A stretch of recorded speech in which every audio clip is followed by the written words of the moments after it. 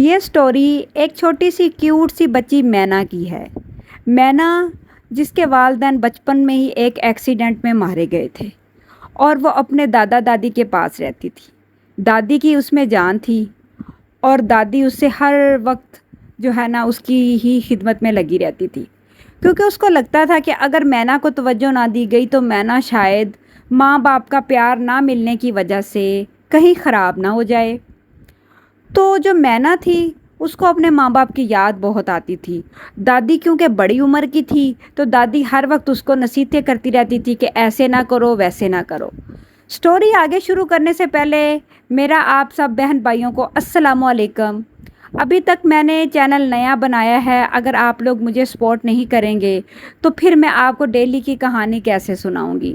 تو برائے کرم آپ لوگوں سے گزارش ہے کہ ویڈیو کو لائک کر دیں اور گھنٹی کا بٹن بھی دبا دیں۔ چینل کو سبسکرائب کرنا مت بھولیے گا اور ویڈیو کو لائک کرنا بھی مت بھولیے گا۔ کہانی کا آغاز کچھ اس طرح سے شروع کرتے ہیں کہ مینا جو دادا دادی کے پاس رہتی تھی، دادی کی نصیحتیں سن سن کے پک چکی تھی۔ ایک دن اس کے دوستوں نے کہا کہ آؤ مینا، ہم پاس ہی باغ ہے، وہاں پہ بہت سارے آم، جامن، انگور اور موسمی فروٹ لگے ہوئے ہیں۔ کیا خیال ہے کہ تم ہمارے ساتھ چلو گی؟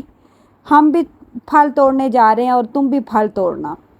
اس نے دادی سے پوچھا تو دادی نے کہا کہ نہ بیٹا، ہم نہیں جاتے، ایسے تم گم ہو گئی تو میں اپنی مینا کہاں سے ڈھونڈوں گی؟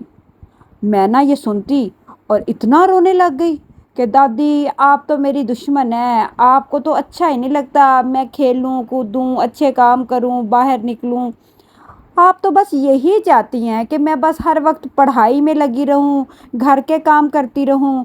آپ کب بڑی ہو؟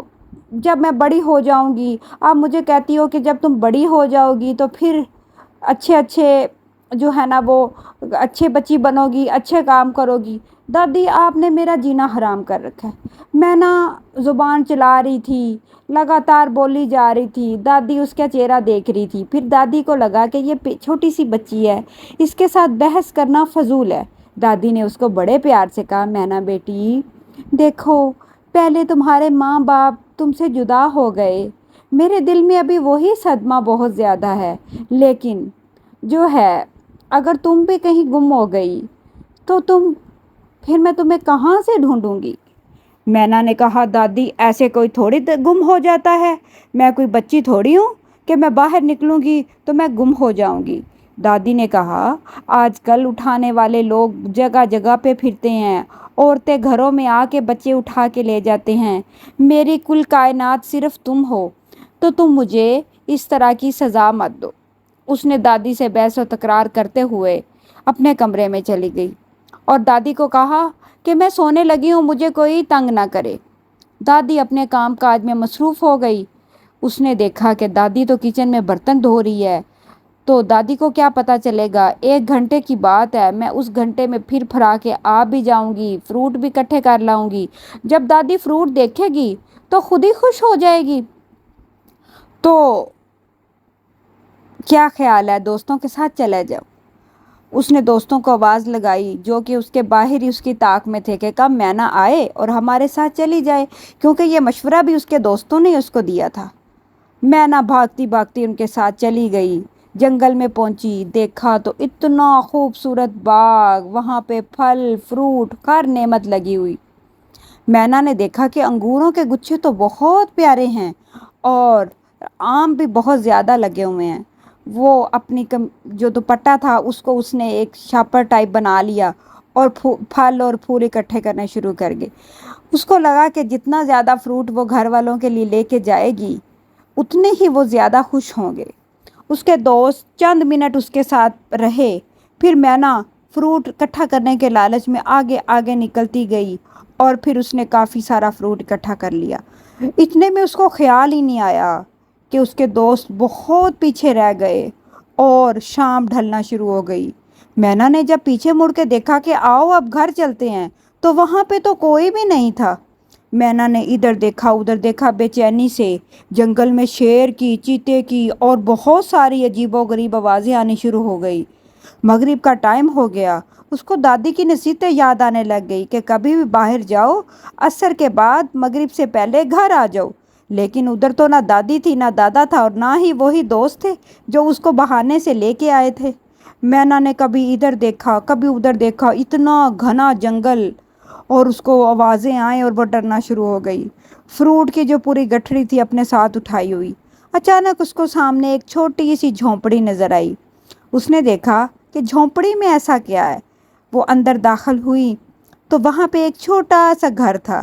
گھر میں بہت خوبصورت چھوٹی چھوٹی چیزیں رکھی تھی، چھوٹا سا بیڈ تھا، چھوٹے صوفے تھے، تمام چیزیں ایسے لگتا تھا کسی نے بڑے اچھے چاؤ سے اپنا گھر بنا کے رکھا ہوا ہے۔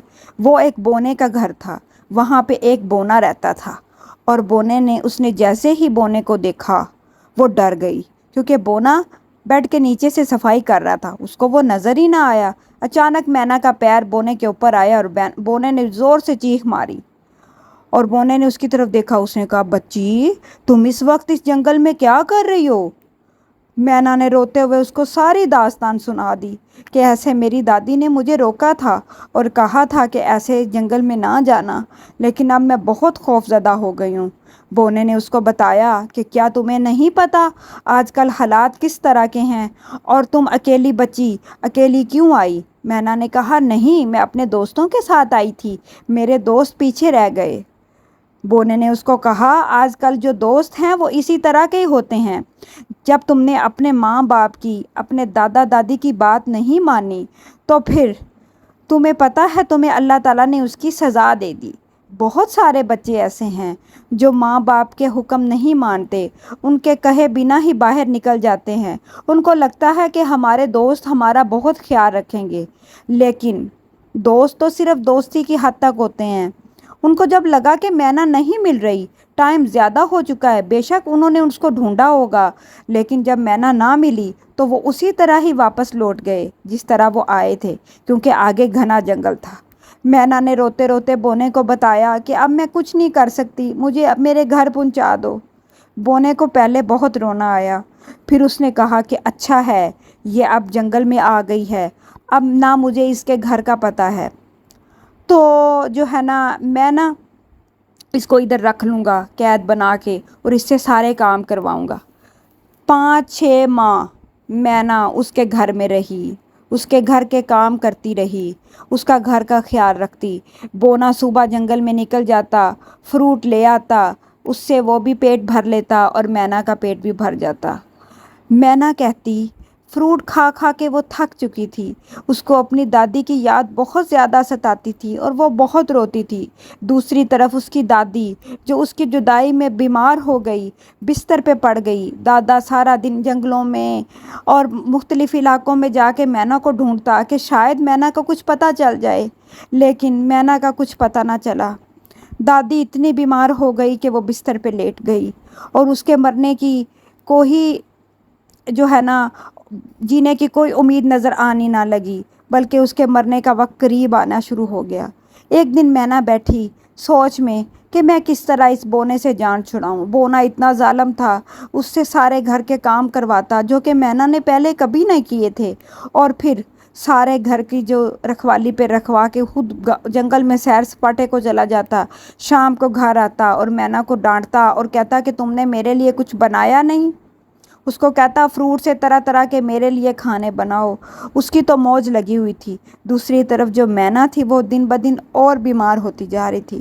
اس کو ایک ترکیب آئی، اس نے بونے سے کہا، آج عید کا دن ہے، سارے لوگ اپنے گھر میں گئے ہوں گے، میری دادی بھی میری طاق میں بیٹھی ہوگی، تم ایسا کرو، میں تو نہیں جا سکتی، تو میں تمہیں فروٹ کی ٹوکری بھر دیتی ہوں، اور فروٹ کی ٹوکری تم لے کے میری دادی کے پاس چلے جانا اور اس کو بتانا کہ مینا نے تمہارے لیے جو ہے نا وہ فروٹ بھیجا ہے۔ بونا اس کی باتوں میں آ گیا، کیونکہ کافی عرصہ ہو گیا تھا مینا کو اس کے ساتھ رہتے ہوئے۔ تو پھر بونے نے یہ سوچا کہ اب یہ کہاں جائے گی۔ بونے نے اس کو سارا رستہ پوچھا کہ کدھر کدھر تمہاری دادی کا گھر ہے۔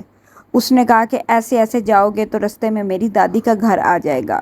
بونا بہت چلاک تھا، اس کو فوراً ہی پتہ چل گیا کہ اس کی دادی کا گھر کہاں پہ ہے۔ خیر، کیونکہ ایک دن اس کا دادا ڈھونڈتا ڈھونڈتا جنگل میں آیا تھا، اس کی بونا سے ملاقات بھی ہوئی تھی، تو اس نے بونے سے پوچھا تھا کہ کیا ایسی تم نے بچی تو نہیں دیکھی؟ بونے نے اس کو کہا کہ نہیں، میرے پاس ایسی کوئی بچی نظر نہیں آئی۔ بونا اس کی تاک میں پیچھے پیچھے اس کے دادے کے گھر بھی گیا تھا تاکہ وہ دیکھ سکے کہ مینا کس گھر میں رہتی تھی۔ ایک دن جب مینا نے اس سے فرمائش کی تو بونے کو خیال آیا، اس کو تھوڑا سا احساس بھی ہوا کہ چلو کسی طرح سے میں مینا کا فروٹ لے کے اس کے دادی کے گھر چلا جاؤں گا۔ یہ پتہ نہیں اس کی دادی کی دعائیں تھیں جو مینا کے کام آ رہی تھی۔ مینا نے کیا چلاکی دکھائی کہ خود اس باسکٹ میں بیٹھ گئی اور اوپر فروٹ رکھ دیے اور بونے کو بولا کہ میں پہاڑ پہ کھڑی ہو کے دیکھوں گی کہ تم میری دادی کے گھر جا کے دے کے آتے ہو کہ نہیں دے کے آتے، تو جو ہے نا تم یہ نہ ہو کہ تم ادھر ہی کہیں دے آؤ اور مجھے آ کے کہو کہ میں نے دے دیا۔ بونے نے کہا کہ نہیں، میں وعدے کا پکا ہوں۔ خود جو تھی مینا وہ ٹوکری میں بیٹھی تھی اور بونے کو کہا کہ میں پہاڑ پہ چلی گئی ہوں۔ بونے نے جب ٹوکری اٹھائی تو وہ کافی وزنی تھی، خیر اس نے کہا لالچ میں مینا نے کافی سارا فروٹ ڈال کے رکھ دیا ہے۔ بونا چلتا چلتا گیا، ندی کے پاس گیا، اس کو خیال آیا کہ بھوک لگی ہے، کچھ فروٹ کھا لوں۔ جیسے ہی بونے نے ٹوکری کو ہاتھ لگاتا، جو مینا تھی وہ آواز لگاتی، بونے میں تمہیں دیکھ رہی ہوں پہاڑ پہ کھڑی ہو کے۔ بونا ادھر ادھر دیکھتا، کہتا اتنی دور سے اس کی آواز مجھے آ رہی ہے، پھر بھاگتا، ٹوکری اٹھاتا اور پھر آگے چلا جاتا۔ ایسے کرتے کرتے اس نے بہت جلدی جنگل کا سارا رستہ طے کر لیا اور شہر میں داخل ہو گیا۔ پھر اس نے سوچا کہ مجھے کیا ضرورت ہے اس کا دادی کا گھر جو ہے نا وہ بھیجوں، ادھر ہی فروٹ بیچتا ہوں، پیسے کماتا ہوں اور واپس جاتا ہوں۔ جیسے ہی وہ ٹوکری کو ہاتھ لگاتا، مینا پھر کہتی، بونے میں تمہیں دیکھ رہی ہوں، مجھے پتا ہے۔ وہ پیچھے مڑ کے دیکھتا کہ پہاڑ سے اتنی دور سے مینا کیسے دیکھ سکتی ہے۔ خیر وہ اس کی دادی کے گھر کے پاس پہنچ گیا، اس نے دروازہ کھٹکھٹایا اور دیکھا کہ اس کا دادا بوڑھے لاچار آواز میں باہر نکلا۔ مینا کا دل بہت زیادہ اداس تھا لیکن وہ بونے سے ڈر رہی تھی۔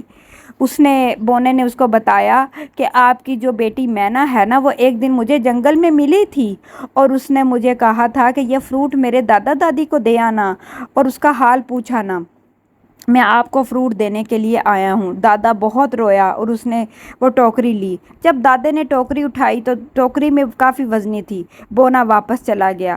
جب بونا واپس گیا تو فوراً مینا ٹوکری سے نکلی اور دادے کے گلے لگ گئی اور ان سے معافی مانگی اور کہا کہ آج کے بعد میں کبھی بھی آپ کے بنا بتائے کہیں نہیں جاؤں گی اور ہمیشہ آپ کا حکم مانوں گی۔ دادی جو بہت بیمار ہو چکی تھی مینا کے آنے کے بعد پھر سے راضی بازی ہو گئی اور صحت مند ہو گئی۔